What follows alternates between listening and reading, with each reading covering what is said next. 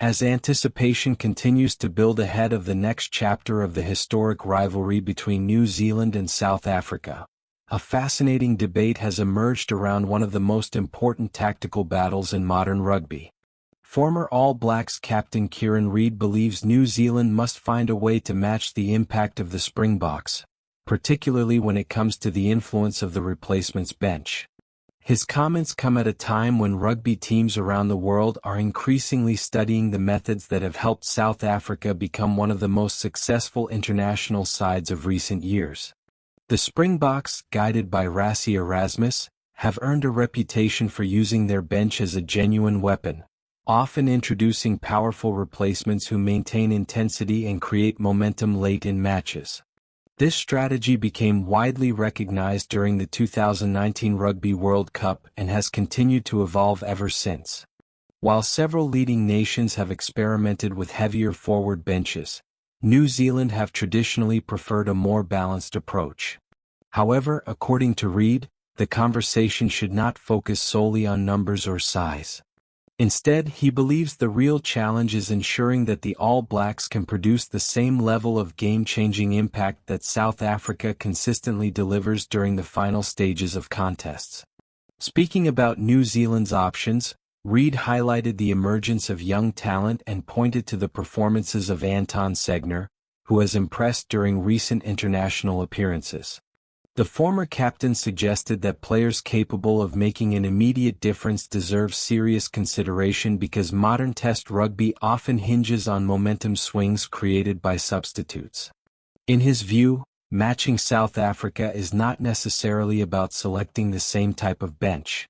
It is about ensuring that every replacement entering the field can raise the standard rather than simply maintain it. According to Read, the Springboks have developed a proven formula that allows them to increase pressure across the full 80 minutes, often producing decisive moments late in games when opponents begin to tire. That ability to sustain intensity has become one of South Africa's defining strengths and remains a key reason why they are considered among the most difficult teams in world rugby to defeat. While many observers have focused on South Africa's preference for a 6-2 or even 7-1 bench split, Read does not believe New Zealand must abandon their traditional 5-3 structure.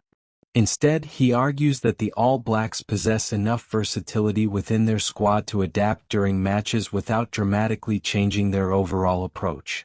The presence of players capable of covering multiple positions gives New Zealand valuable flexibility, allowing coaches to explore different combinations while still maintaining balance across the squad. At the same time, Read acknowledged that difficult decisions must be made when facing a team as powerful and well-organized as the Springboks. The challenge is finding the perfect balance between protecting against injuries and maximizing impact when the game reaches its most demanding moments. Former All Blacks scrum half Justin Marshall also joined the discussion and offered his perspective on the evolving role of the bench. He emphasized that rugby matches can change rapidly and that having a variety of tactical options available remains extremely important. According to Marshall, carrying extra backline cover can provide solutions if unexpected situations arise during a game. A single injury or tactical adjustment can completely alter the shape of a contest, making versatility a valuable asset. However, even as he highlighted those advantages, Marshall acknowledged that New Zealand may now have an ideal opportunity to experiment with different combinations, particularly during matches where coaches can test new ideas without the pressure of a major championship fixture. Interestingly, the debate appeared to influence Read's own thinking as the conversation progressed. While initially defending a more traditional approach, he openly questioned whether New Zealand might need to be bolder. He suggested that modern international rugby often rewards teams willing to take calculated risks, especially against elite opposition. Rather than adopting a conservative mindset, he believes the All Blacks should consider making courageous selection decisions and be equally brave when introducing substitutions. In a contest where fine margins can determine the outcome, proactive choices can sometimes make the difference between victory and defeat. That willingness to challenge established thinking could become increasingly important as New Zealand prepare for future clashes against the reigning world champions. Another key point raised during the discussion involved the growing importance of hybrid players. These are athletes capable of performing effectively in multiple positions, providing coaches with greater flexibility when building matchday squads. Marshall noted that South Africa currently enjoy a significant advantage in this area thanks to Andre Esterhuizen, whose ability to contribute in both the backs and forward pack creates unique tactical possibilities. Having a player who can seamlessly switch roles allows coaches to allocate bench spots differently and potentially strengthen other areas of the squad. New Zealand appeared to have a similar option available through Lester Fainga'anuku, a powerful athlete whose versatility has attracted considerable attention. Unfortunately for the All Blacks, injury has prevented him from being part of the current picture. According to Marshall, his absence removes an important tactical weapon that could have provided additional flexibility against top-level opponents.